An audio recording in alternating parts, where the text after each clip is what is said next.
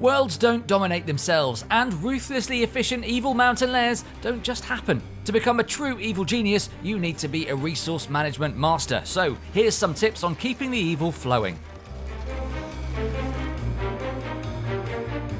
Dastardly masterminds need more than just terrifying traps and muscle minions to succeed. Evil Genius 2 is a management game after all, and ascending to world domination requires careful planning. If you're finding yourself running out of juice, starving for gold, or not climbing the ladder of villainy as quickly as you'd like, then don't worry, we've got you covered. Here's how to keep your resources abundant, your evil flowing, and your operations running smoother than butter. Before we dig into it, remember to hit the subscribe button and give the bell a little tinkle to get all our new videos as they drop. And thanks to all of you who've already joined Team Evil. Now, on with the show.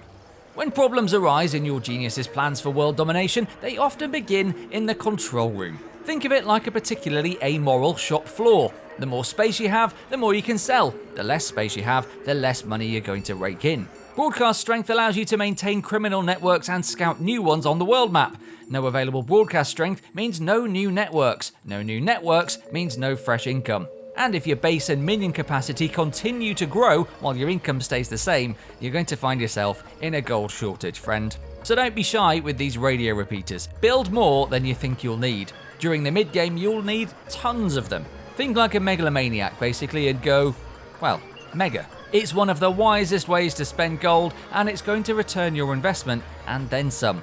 If you're in a bind, try picking up the Ham Radio Research Project, which provides 2 broadcast strength, and later on, pick up the Advanced Radio Repeater upgrade for radio power overwhelming. While you're at it, don't forget about computer consoles. Towards the mid-game, you'll need plenty of these too. Without enough intel, you'll be unable to start certain schemes. Minions are there to do dirty work, and you're here to scheme. And that takes organisation. Always keep your criminal networks busy and don't leave them idle. What are you paying them for anyway? If you've got inactive networks, you'll see a notification on the global stage icon and the network tower will pulse. Networks that aren't busy doing nefarious deeds are only earning a passive trickle of gold, which is less than you'd earn by completing schemes. And gold is good. Well, not that kind of good. When it's in your hands, it's truly evil. What you don't want then is a world map filled with lazy crims and flashing towers. Use your networks to either harvest resources via schemes or tick off heat reduction schemes to prevent them being locked and thus cutting off that passive trickle of gold. Some schemes will require you to dispatch specialist minions, be they scientists, guards, valets or technicians, or even a mix of a few. Crank up your training counts for each specialist minion so that you've always got enough to launch these schemes without interfering with research or the protection of your lair. Don't be shy with those buttons. If you're managing things properly, you'll have more than enough gold to pay for them.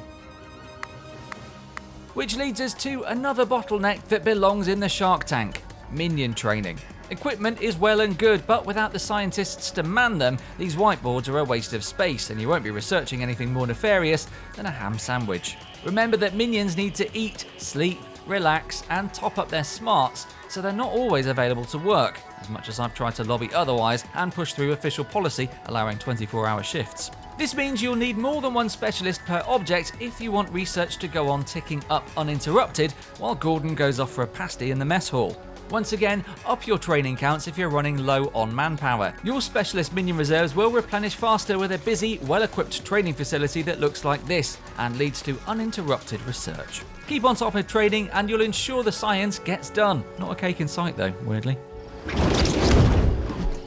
Every evil mastermind is power hungry, but as it turns out, so is your lair. We've all been there. One moment you're plotting which minion to randomly execute and the next, damnation. Power outages are terrible for many reasons. It means research stops, broadcasts end, so there's no schemes or territories, zero training for your minions, and even worse, your security doors are wide open. Oh, and your pesky prisoners are set loose as well to wreak havoc. In short then, no power, bad. A quick tip to prevent disaster is turning off unused equipment. This can restore power to your base while you get things sorted out. But this is a last resort. Prevent power outages by prioritizing generators wherever you can. You're probably spotting a theme by this point. Go large. Building lots of generators is future-proofing.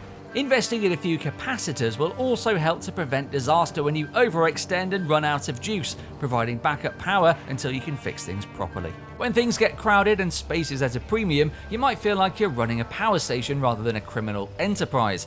To prevent this, research the nuclear power generator early, sell your old generators, and replace them with shiny new nuclear ones, which occupy less space for the power they create. Huh. Where did everyone go? Guys? Where are my underlings? Back here, you idiots. If your base is looking like a graveyard, you've probably got one of two problems. Not enough minions, or not enough minion capacity. Your lair attracts minions at a set default rate, but if you hit the capacity limit, no more will arrive and you'll be missing out on obedient meat stacks, employees. Build lockers to expand your base's capacity and start this as early as possible. You can never, ever, ever have enough lockers. Trust us, go nuts. If you've put up loads of lockers but your base is still barren, then you'll need to buy some minions. Pop into the minion training screen and buy. You're only limited by your capacity here and your cash, so hordes of lackeys will quickly pour into your lair if you can afford them. There we go, a healthy looking lair full of obedient, underpaid servants. Just how we like it. Minions, networks, schemes, and gold are no use if you haven't got the storage to hoard your ill-gotten gains. Cash-strapped masterminds will hemorrhage minions who aren't getting paid, like this lot. Come back here, you cowards. If you're always running out of gold, it might be because you're wasting it when your vault is full. Gold is capped at your storage limit, so earnings from your criminal network are wasted if your vault's at 100%. A pathetic little vault like this will simply not do. You want enough space that you're almost never hitting your gold cap, something a little more like this. If you're strapped for cash in the early phases of the game, don't forget to claim rewards for optional objectives. Even modest amounts can make a difference and might unstick you from a gold drought. More and more appear as the game continues, and rewards for side stories, although harder to claim, are insanely lucrative. $100,000? Yes, please. Last but not least comes vital research. These can keep your machinations in motion. Improvements like the ham radio, larger storage bays, and criminal network upgrades yield new, more efficient objects which increase resource throughput and will prevent your operation from stalling. We know every mastermind loves traps, but even a dirty business is just that, business. Run your criminal enterprise effectively first, then worry about your murder corridors second. But the best research option by far to prevent a crunch is stairs.